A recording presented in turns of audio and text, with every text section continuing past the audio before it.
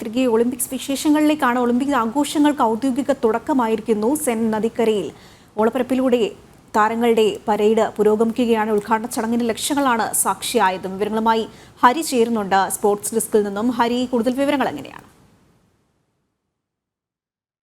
തീർച്ചയായും പാരീസിലെ ഒളിമ്പിക്സ് ആഘോഷങ്ങൾ പുരോഗമിച്ചുകൊണ്ടിരിക്കുകയാണ്. നമുക്കറിയാം 33 വർഷത്തിന് ശേഷം, ആദ്യം 100 വർഷങ്ങൾക്ക് ശേഷമാണ് ഫ്രാൻസിൽ പാരീസ് ഒളിമ്പിക്സ് നടക്കാൻ പോകുന്നത്.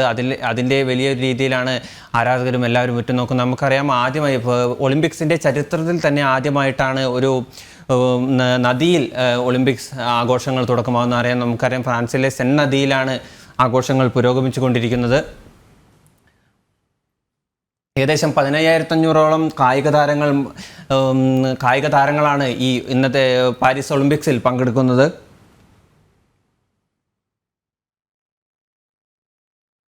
നമുക്കറിയാം, ആദ്യം തന്നെ ഗ്രീസാണ് പതാക ഏന്തിയത്. അതിനുശേഷം ദക്ഷിണാഫ്രിക്കയായിരുന്നു മാർച്ച് പാസ്റ്റിൽ രണ്ടാമതായി പങ്കെടുത്തത്. നമുക്കറിയാം, ഇന്ത്യക്ക് വേണ്ടിയിട്ട് PV സിന്ധുവും ശരത് കമലുമാണ് ഇന്ത്യൻ പതാക ഏന്തുന്നത്. നമുക്കറിയാം, മികച്ച രീതിയിലുള്ള വലിയ വർണ്ണാഭമായ ഒരു ആഘോഷ പരിപാടികൾക്കാണ് ഫ്രാൻസ് സാക്ഷ്യം വഹിച്ചുകൊണ്ടിരിക്കുന്നത്. തീർച്ചയായും നമ്മളിവിടെ എടുത്തു പറയേണ്ട ഒരു കാര്യം, നമുക്കറിയാവുന്ന പോലെ പാരീസിന്റെ ഒളിമ്പിക്സ് ആഘോഷങ്ങൾക്ക് ഇപ്പോൾ വിപുലമായ വർണ്ണശോഭമായ ഒരു തുടക്കം തന്നെയാണ് ഇപ്പോൾ ലഭിച്ചുകൊണ്ടിരിക്കുന്നത്. നമുക്കറിയാവുന്ന ഇന്ത്യൻ താരങ്ങളും അതുപോലെ തന്നെ വിവിധ രാജ്യത്തിന്റെ കായിക താരങ്ങളും ഈ ഒരു സെൻ നദിയിലൂടെ പതാക ഏന്തിക്കൊണ്ട് സഞ്ചരിക്കുന്ന ഒരു കാഴ്ച നമുക്ക് ദൃശ്യങ്ങളിൽ കാണുവാൻ സാധിക്കും. ഇന്ത്യയുടെ ആ ഒരു പതാക ആ ഒരു സെൻ നദിയുടെ ഓളപ്പരപ്പിൽ വീശിയടിക്കുന്ന ഇന്ത്യൻ പതാക നമുക്ക് ദൃശ്യങ്ങളിൽ കാണുവാൻ സാധിക്കും. ഇന്ത്യൻ താരങ്ങൾ നമുക്ക് നേരത്തെ സൂചിപ്പിച്ച പോലെ തന്നെ 78 താരങ്ങൾ, 117ൽ 78 താരങ്ങളാണ് നിലവിൽ ഒരു പതാക, അതായത് പതാക ഏന്തി ആ ഒരു ഇന്ത്യൻ ആ ബോട്ടിൽ, പ്രത്യേകമായ ഒരു ബോട്ടിൽ സഞ്ചരിക്കുന്നത്. 117 കായിക താരങ്ങളും ആ ബോട്ടില്ല, 78 താരങ്ങൾ മാത്രമാണ് ആ ബോട്ടിലുള്ളത് എന്നുള്ളതും ശ്രദ്ധേയമായ കാര്യമാണ്. ആ ഒരു ഇത്തരത്തിൽ വിവിധ രാജ്യങ്ങളുടെ പതാകകൾ ഏന്തിയ ഒരു ബോട്ടുകൾ ഇത്തരത്തിൽ ആ സെൻ നദിയിലൂടെ പോകുന്ന ഒരു കാഴ്ച നമുക്ക് കാണുവാൻ സാധിക്കുന്നുണ്ട്. എന്തായാലും വിപുലമായ ആഘോഷങ്ങൾ തന്നെയാണ് പാരീസിൽ ഇപ്പോൾ നടന്നുകൊണ്ടിരിക്കുന്നത്. പാരീസിന് ഉറക്കമില്ലാത്ത ഒരു രാത്രി കൂടി തന്നെയാണ് നമുക്ക് കാണുവാൻ ഉള്ളത്. തീർച്ചയായും ശരത്ത്, നമുക്കറിയാം, ഒളിമ്പിക്സിൻ്റെ ചരിത്രത്തിൽ തന്നെ സെൻ നദിയുടെ ഓളങ്ങളാണ് പാരീസിലെ ഒളിമ്പിക്സിന് സാക്ഷ്യം വഹിക്കുന്നത്. നമുക്കറിയാം, ചരിത്രത്തിൽ ആദ്യമായിട്ടാണ് ഒളിമ്പിക്സ് ഒരു നദിയുടെ കീഴിൽ നടക്കുന്നത്. നമുക്കറിയാം, വർണ്ണാഭമായ സ്റ്റേഡിയങ്ങളൊക്കെയാണ് ഒളിമ്പിക്സ് ഉദ്ഘാടനങ്ങൾക്ക് വേണ്ടി സാക്ഷ്യം വഹിച്ചുകൊണ്ടിരിക്കുന്നത്. പക്ഷേ ഈ പ്രാവശ്യം ഫ്രാൻസ് അതിന് ഒരു വെറൈറ്റി രീതിയിൽ തന്നെ കൊണ്ടുവന്നിരിക്കുകയാണ്. നമുക്കറിയാം, സെൻ നദിയുടെ ഓളങ്ങളാണ് ഫ്രാൻസിലെ പാരീസ് ഒളിമ്പിക്സിന് സാക്ഷ്യം വഹിക്കുന്നത്. തീർച്ചയായും ഇവിടെ എടുത്തു പറയേണ്ട മറ്റൊരു കാര്യം, ചരിത്രത്തിൽ ആദ്യമായാണ് സ്റ്റേഡിയത്തിന് പുറത്ത് ഒരു ഉദ്ഘാടന ചടങ്ങ് നടക്കുന്നത്. സെൻ നദിയിലൂടെ 80 ബോട്ടുകളെ, കൃത്യമായി പറഞ്ഞ 80 ബോട്ടുകളിലൂടെയാണ് കായിക താരങ്ങൾ മാർച്ച് പാസ്റ്റ് നടക്കുന്നത്. ഐഫൽ ടവറിന് മുന്നിലുള്ള സെൻ നദിക്കരയിലെ ട്രക്കാദിറോ ഗാർഡനിലാണ് മാർച്ച് പാസ്റ്റ് അവസാനമായി എത്തുന്നത്. ആ ഒരു മാർച്ച് പാസ്റ്റ് അവിടെ എത്തി ഒളിമ്പിക് ദീപം അവിടെ തെളിയിക്കുന്നതോടുകൂടി ഒളിമ്പിക്സിന് ഔദ്യോഗികമായി തുടക്കം കുറിക്കുകയാണ്. ഇതുവരെ ആ ദീപം അവിടെ ആര് തെളിയിക്കും എന്നുള്ള കാര്യത്തിന് ഔദ്യോഗികമായ സ്ഥിരീകരണം വന്നിട്ടില്ല. ഇതുവരെയും അത് പരസ്യപ്പെടുത്തിയിട്ടില്ല. ആരായിരിക്കും ആ ഒരു ദീപം ആ ഒരു ട്രക്കാദിറോ ഗാർഡനിൽ തെളിയിക്കുക എന്നുള്ളതിന് ഇതുവരെയും ഔദ്യോഗികമായ സ്ഥിരീകരണം വന്നിട്ടില്ല. അത് ആരായാലും തന്നെ അത് സസ്പെൻസായി തന്നെ വെച്ചിരിക്കുകയാണ്. ആരാണ് എന്നുള്ളൊരു ചോദ്യം അവശേഷിക്കുകയാണ്. അത് എന്ത് തന്നെയാലും ഒരു സസ്പെൻസായി ഒളിമ്പിക്സ് അധികൃതരും അത് സസ്പെൻസായി തന്നെ വെച്ചിരിക്കുകയാണ്. അപ്പോൾ നമുക്ക് ഏകദേശം ഒരു 3 മണിക്കൂറിനിപ്പുറം മാത്രമേ നമുക്ക് അറിയാൻ സാധിക്കൂ അത് ഏത് വിശിഷ്ട വ്യക്തിയായിരിക്കും ആ ഒരു ദീപം തെളിയിക്കുക എന്നുള്ളത്. ഇതുവരെയും ആ ദീപം തെളിയിക്കുന്ന ചടങ്ങിലോട്ടൊന്നും എത്തിയിട്ടില്ല. മാർച്ച് പാസ്റ്റ് നിലവിൽ പുരോഗമിച്ചുകൊണ്ടിരിക്കുകയാണ്. വിവിധ രാജ്യങ്ങളുടെ മാർച്ച് പാസ്റ്റ് ഇപ്പോഴും സെൻ നദിക്കരയിലൂടെ തന്നെ പുരോഗമിച്ചുകൊണ്ടിരിക്കുകയാണ്. നമുക്കിപ്പോൾ കാണാൻ സാധിക്കുന്നത് ലക്സംബർഗിന്റെ ഒരു പതാക ഏന്ത്യ താരങ്ങളുടെ ഒരു ബോട്ടാണ് ഇപ്പോൾ പാരീസ് നദി. നമുക്കിപ്പോൾ ആകാശ ദൃശ്യങ്ങൾ നമുക്ക് കാണാൻ സാധിക്കും. മനോഹരമായ ദൃശ്യങ്ങൾ തന്നെയാണ് നമുക്ക് കാണാൻ സാധിക്കുന്നത്. ഇത്രത്തോളം 80ഓളം രാജ്യങ്ങൾ ഇതിനോടകം തന്നെ അവരുടെ മാർച്ച് പാസ്റ്റ് പുരോഗമിച്ചുകൊണ്ടിരിക്കുകയാണ്. കഴിഞ്ഞ വർഷങ്ങളെല്ലാം അപേക്ഷിച്ചുകൊണ്ട് തന്നെ അതായത് തുറസായ ഒരു സ്ഥലത്താണ് ഇത്തവണ മാർച്ച് പാസ്റ്റും ഇതുപോലെ തന്നെ ഉദ്ഘാടന ചടങ്ങുകളും വർണ്ണശോഭമായ ഈ പരിപാടികളെല്ലാം നടക്കുന്നത് തുറസായ സ്ഥലത്ത് ആണ് എന്നുള്ളതാണ് ഇവിടെ എടുത്തു പറയേണ്ട കാര്യം. അതുപോലെ തന്നെ കഴിഞ്ഞ വർഷങ്ങളിലെല്ലാം, അതായത് കഴിഞ്ഞ ഒളിമ്പിക്സ് മത്സരങ്ങൾക്കെല്ലാം അതിൻ്റെ ഉദ്ഘാടന ചടങ്ങ് നടന്നിരുന്നത് ക്ലോസ് ആയ, അതായത് അടച്ചിട്ട ഒരു സ്റ്റേഡിയത്തിനുള്ളിലോ അത്തരത്തിലൊരു സ്റ്റേഡിയത്തിനകത്തും മറ്റുമാണ് ഇത്തരത്തിൽ ഒളിമ്പിക്സിന്റെ ഉദ്ഘാടന ചടങ്ങുകളും അതുപോലെ തന്നെ ആഘോഷ പരിപാടികളും നടന്നതെങ്കിൽ ഇത്തവണ തുറസായ സ്ഥലത്ത്, അതായത് വ്യത്യസ്തമായി സെൻ നദിയിലാണ്. ഇവിടെ എടുത്തു പറയുന്നത് ഈഫൽ ടവറിന് മുന്നിലുള്ള ആ ഒരു സെൻ നദിയിലാണ് ഈ ഒരു ആഘോഷ പരിപാടികൾ നടക്കുന്നത് എന്നുള്ളതാണ് ഏറ്റവും എടുത്തു പറയേണ്ട കാര്യം. പാരീസ് നമുക്കറിയാവുന്ന പോലെ തന്നെ ആഘോഷങ്ങളുടെ നഗരമാണ് പാരീസ് എന്ന് പറയുന്നത്. ആ ആഘോഷങ്ങളുടെ നഗരത്തിന് ഒരു ആഘോഷത്തിന് കൃത്യമായി തന്നെ ആഘോഷത്തെ അതിൻ്റെ അങ്ങേയറ്റത്തെത്തിക്കുന്ന ഒരു വർണ്ണ വിപുലമായ ആഘോഷം തന്നെയാണ് പാരീസ് നഗരം ഇപ്പോൾ സാക്ഷ്യം വഹിച്ചുകൊണ്ടിരിക്കുന്നത്. ഇത്തരത്തിൽ വിവിധ രാജ്യങ്ങളുടെ ബോട്ടുകൾ ഈ ഒരു നദിക്കരയിലൂടെ എത്തി ആ ഒരു ട്രക്കാദിറോ ഗാർഡനിൽ എത്തുന്നതോടുകൂടി അവിടെ ദീപം തെളിയുന്നത് ആരാണ് എന്നുള്ളതിന് ഔദ്യോഗിക സ്ഥിരീകരണം ഇതുവരെ വന്നിട്ടില്ല. അവിടെ ആരാണ് ആ ദീപം തെളിയിച്ചാൽ കൂടിയും ആ ഒരു ദീപം തെളിയുന്നതോടുകൂടി ഒളിമ്പിക്സിന്റെ ആ ഒരു ശബളമായ ഒരു ഒളിമ്പിക്സിന്റെ ആഘോഷ പരിപാടികൾ അവിടെ അവസാനിക്കും. അതിനുശേഷം പിന്നെ ഒളിമ്പിക്സിന്റെ കായിക പോരാട്ടങ്ങൾക്കാണ് അവിടെ തുടക്കം കുറിക്കുക. 11 ദിവസത്തോളം നീണ്ടു നിൽക്കുന്ന ആ ഒരു കായിക പോരാട്ടത്തിൽ വിവിധ മത്സരങ്ങൾ നടക്കും. അത്തരത്തിൽ വിവിധ മത്സരങ്ങളിലൂടെ നമുക്ക് അറിയാൻ സാധിക്കും ആരാകും ഇത്തവണ ഒളിമ്പിക്സിൽ ഏറ്റവും അധികം മെഡൽ നേടുക. കഴിഞ്ഞ തവണ അമേരിക്കയാണെങ്കിൽ ഇത്തവണ ആ അമേരിക്കയുടെ ഭാഗത്തു നിന്നും ആ ഒരു ഏറ്റവും അധികം മെഡൽ നേട്ടം സ്വന്തമാക്കാനുള്ള ലക്ഷ്യത്തോടുകൂടിയാണ് ചൈന ഇറങ്ങുന്നത്.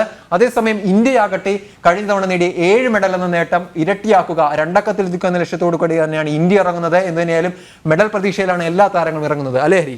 തീർച്ചയായും നമുക്കറിയാം ശരത്ത്, ഈഫിൽ ടവറിന് മുന്നിലെ ഗോപുരത്തിലെ ടെക്കഡാറോ മൈതാനത്ത് അല്പസമയത്തിന് 3 മണിക്കൂറിന് ശേഷം 3 മണിക്കൂറിൽ അടങ്ങുന്ന ഉദ്ഘാടന ചടങ്ങുകളാണ് പാരീസ് സാക്ഷ്യം വഹിക്കുന്നത്. നമുക്കറിയാം സെൻ നദിയുടെ തീരത്താണ് ഈ ഉദ്ഘാടന ചടങ്ങുകൾ ആരംഭിക്കുന്നത്. നമുക്കറിയാം നിരവധി ആഘോഷ പരിപാടികളാണ് ഫ്രാൻസ് സംഘടിപ്പിച്ചിരിക്കുന്നത്. നമുക്കറിയാം അതുപോലെ തന്നെ ഇവിടെ എടുത്തു പറയേണ്ട ഒരു കാര്യം, നമുക്ക് ഇന്ത്യൻ അത്ലറ്റുകളെ പറ്റി ഇവിടെ എടുത്തു പറയേണ്ട ഒരു കാര്യമാണ്. 117 ഇന്ത്യൻ അത്ലറ്റുകളാണ് ഈ ഒരു അതായത് ഈ ഒളിമ്പിക്സിന് ഇന്ത്യയെ പ്രതിനിധീകരിച്ച് ഇറങ്ങുന്നത്. ഇതിൽ 70 പുരുഷ അത്ലറ്റുകളും 47 വനിതാ അത്ലറ്റുകളും ഉൾപ്പെടുന്നു. അങ്ങനെയാണ് 117 അത്ലറ്റുകൾ ഈ ഒളിമ്പിക്സിൽ പങ്കെടുക്കുന്നത്. ഇതിൽ 29 പേർ ഷൂട്ടിങ്ങിലും 21 പേർ ഷൂട്ടിങ്ങിലും ഹോക്കിയിൽ 19, അങ്ങനെ ഏറ്റവും അധികം താരങ്ങൾ മത്സരിക്കുന്നത് ഈ ഒരു 2 ഇനത്തിലാണ്. നമുക്കറിയാം ഹോക്കി ഒരു ടീം ഇനമാണ്, ഷൂട്ടിംഗ് അതുപോലെ തന്നെ ടീം ഇനവും വ്യക്തിഗത ഇനവും കൂടിയാണ്. അത്തരത്തിൽ 117 അത്ലറ്റുകളാണ് ഇന്ത്യയെ പ്രതിനിധീകരിച്ചുകൊണ്ട് ഈ ഒളിമ്പിക്സിന് ഇറങ്ങുന്നത്. അതുപോലെ തന്നെ 7 മലയാളികൾ ഈ ഒരു ഒളിമ്പിക്സിൽ പങ്കെടുക്കുന്നുണ്ട് എന്നുള്ളതും ഏറ്റവും ശ്രദ്ധേയമായ കാര്യമാണ്. നമുക്കറിയാവുന്നതുപോലെ തന്നെ ഒളിമ്പിക്സിലെ ഇന്ത്യയുടെ ഗോൾമുഖം കാക്കുന്ന PR ശ്രീജേഷ് ഏറ്റവും എടുത്തു പറയേണ്ട ഒരു മലയാളി താരമാണ്. അദ്ദേഹത്തിന്റെ അവസാന ഒളിമ്പിക്സ് മത്സരം കളിക്കുവാനായാണ് അദ്ദേഹം ഈ ഒരു ഒളിമ്പിക്സിന് എത്തുന്നത്. കഴിഞ്ഞ ഒളിമ്പിക്സിൽ ടോക്കിയോയിൽ നടന്ന ഒളിമ്പിക്സിൽ വെങ്കലം നേടിയ ഇന്ത്യൻ ടീമിലെ സുപ്രധാന താരമായിരുന്നു. ഗോൾ വല കാത്തത് PR ശ്രീജേഷ് തന്നെയാണ്. അദ്ദേഹത്തിന്റെ 4ാം ഒളിമ്പിക്സിനാണ് അദ്ദേഹം ഇറങ്ങുന്നത്. അപ്പോൾ മെഡൽ പ്രതീക്ഷ കഴിഞ്ഞ തവണ നേടിയ മെഡൽ പ്രതീക്ഷ നമ്മൾ എടുത്തു പറയുമ്പോൾ കഴിഞ്ഞ ടോക്കിയോ ഒളിമ്പിക്സിൽ വെങ്കലം നേടി ഇന്ത്യൻ ടീം ഇത്തവണ അത് സ്വർണ്ണ നേട്ടമാക്കുക എന്ന ലക്ഷ്യത്തോടു കൂടി തന്നെയാണ് ഇറങ്ങുന്നത്. നമുക്കറിയാവുന്നതുപോലെ തന്നെ ഇന്ത്യക്ക് ഒരു കാലത്ത് ഹോക്കിയിൽ കൃത്യമായ ആധിപത്യം ഉണ്ടായിരുന്ന ഒരു കാലമുണ്ടായിരുന്നു. ഇന്ത്യ തുടർച്ചയായ ഹോക്കിയിൽ സ്വർണം നേടുന്ന കാഴ്ച, വെറും മെഡലുകളല്ല, വെള്ളിയോ വെങ്കലവുമല്ല, തുടർച്ചയായി സ്വർണ്ണ മെഡലുകൾ നേടുന്ന ഒരു സാഹചര്യം ഉണ്ടായിരുന്നു. എന്നാൽ അതിൽ നിന്ന് ആ ഒരു മെഡൽ വരൾച്ചയായിരുന്നു. കുറച്ച് നാളുകൾക്ക് മുമ്പ് ഇന്ത്യൻ ഹോക്കിയിൽ ഒരു മെഡൽ വരൾച്ച തന്നെയായിരുന്നു നമുക്ക് കാണാൻ സാധിച്ചത്. എന്നാൽ ആ ഒരു മെഡൽ വരൾച്ചയ്ക്കാണ് കഴിഞ്ഞ ടോക്കിയോ ഒളിമ്പിക്സിൽ ഇന്ത്യ വിരാമം ഇട്ടുകൊണ്ട് വെങ്കലം സ്വന്തമാക്കുന്നത്. ആ ഒരു വരൾച്ച ഇനിയും ഉണ്ടാകാതിരിക്കുക, അതിന് മെഡൽ നേട്ടം ഉയർത്തുക, അതൊരു പക്ഷേ സ്വർണ്ണമോ വെള്ളിയോ ആക്കി മാറ്റുക എന്നുള്ളത് തന്നെയാണ് ഇന്ത്യൻ ഹോക്കി ടീമിന്റെ ലക്ഷ്യം. തീർച്ചയായും ശരത്ത്, നമുക്കറിയാം ഉദ്ഘാടന ചടങ്ങുകൾ പുരോഗമിക്കുമ്പോഴും അവിടെ ഒരു ചെറിയ ചാറ്റൽ മഴയൊക്കെ പെയ്യുന്നുണ്ട്. നമുക്കറിയാം കാണികളൊക്കെ കൊടയൊക്കെ ചൂടി അവരുടെ ഉദ്ഘാടന ചടങ്ങുകൾ വീക്ഷിക്കുന്നത് നമുക്ക് കാണാൻ സാധിക്കും. നമ്മൾ ഇന്ത്യയിലേക്ക് വരികയാണെങ്കിൽ ഇന്ത്യയുടെ PV സിന്ധുവും അജന്ത ശരത് കുമാറുമാണ് ഇന്ത്യക്കായി പതാക ഏന്തിയത്. നമുക്കറിയാം ഇന്ത്യ നിരവധി മെഡൽ നേട്ടങ്ങളൊക്കെ കൂടിയിട്ടാണ് ഫ്രാൻസിലേക്ക് വരുന്നത്. നമുക്കറിയാം PV സിന്ധുവിൻ്റെ 4ാമത്തെ ഒളിമ്പിക്സ് ആണ് നടക്കാൻ പോകുന്നത്. PV സിന്ധു തീർച്ചയായും തങ്ങൾ 4ാം മെഡൽ നേടുമെന്നൊക്കെ ഒരു പ്രതീക്ഷ ഇന്ത്യൻ ആരാധകരിൽ ഉറ്റുനോക്കുന്നുണ്ട്. ചെറിയൊരു ചാറ്റൽ മഴ അവിടെ പെയ്യുന്നുണ്ടെങ്കിലും ഉദ്ഘാടന ചടങ്ങുകൾക്ക് യാതൊരുവിധ ഭംഗിയും കുറഞ്ഞിട്ടില്ല. നമുക്കറിയാം ഇപ്പോൾ അടുത്ത രാജ്യത്തിൻ്റെ മാർച്ച് പാസ്റ്റ് പുരോഗമിക്കുകയാണ്. ഇത്തരത്തിൽ എല്ലാ രാജ്യങ്ങളെയും മാർച്ച് പാസ്റ്റ് ഒടുവിൽ ആ ഒരു മൈതാനത്ത് എത്തുന്നതോടുകൂടി ഇവരുടെ മാർച്ച് പാസ്റ്റ് കഴിയുകയും അവിടെ ദീപം തെളിയുന്നതോടുകൂടി ഉദ്ഘാടന ചടങ്ങുകൾ ഔദ്യോഗികമായി തുടങ്ങിക്കഴിഞ്ഞാൽ ആ ദീപം തെളിയുന്നതോടുകൂടി തന്നെയാണ് ഇനി 11 ദിവസം നീണ്ടു നിൽക്കുന്ന ആ ഒരു ഒളിമ്പിക്സിന്റെ വിശ്വ കായിക മഹാമഹത്തിന്, അതായത് വിശ്വ കായിക മഹോത്സവത്തിന് തുടക്കം കുറിക്കുക. അതിനുശേഷം പിന്നീട് ഈ ആഘോഷ പരിപാടികളോ ഒന്നുമല്ല, കായികം, അതായത് മത്സരങ്ങളാണ് പിന്നീട് ഒളിമ്പിക്സിനെ വേറിട്ട് നിർത്തുന്നത്. വിവിധ മത്സരങ്ങളാണ് ഒളിമ്പിക്സിൽ നടക്കുവാൻ പോകുന്നത്. കഴിഞ്ഞ തവണ അമേരിക്ക പോയിന്റ് ടേബിളിൽ ഒന്നാമതെത്തിയെങ്കിൽ ഇത്തവണ അത് ആരാകും പോയിന്റ് ടേബിൾ ഒന്നാമതെത്തുക എന്നുള്ള ഒരു ചോദ്യമാണ് ഓരോ കായിക പ്രേമികളും മുന്നോട്ട് വെക്കുന്നത്. ഒരുപക്ഷെ നമുക്കറിയാവുന്ന പോലെ തന്നെ ഒളിമ്പിക്സിൽ പണ്ട് മുതൽ ഇപ്പോൾ നടക്കുന്ന, അതായത് കഴിഞ്ഞ ടോക്കിയോ ഒളിമ്പിക്സ് വരെ അമേരിക്കയുടെയും അതായത് USA ചൈനയുടെയും വ്യക്തമായ ആധിപത്യം തന്നെയാണ് എല്ലാ ഒളിമ്പിക്സിലും നമുക്ക് കാണുവാൻ സാധിച്ചിട്ടുള്ളത്.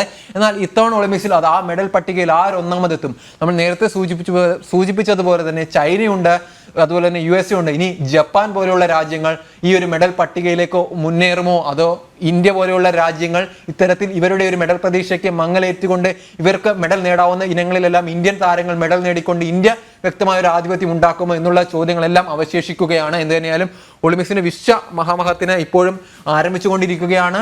സെൻ നദിയുടെ ഓളം തല്ലിക്കൊണ്ട് ആ ഒരു വിശ്വമഹാമഹം നടന്നുകൊണ്ടിരിക്കുകയാണ്. നമുക്ക് വ്യക്തമായി കാണുവാൻ സാധിക്കുന്നത് അത് തന്നെയാണ് ഹരി.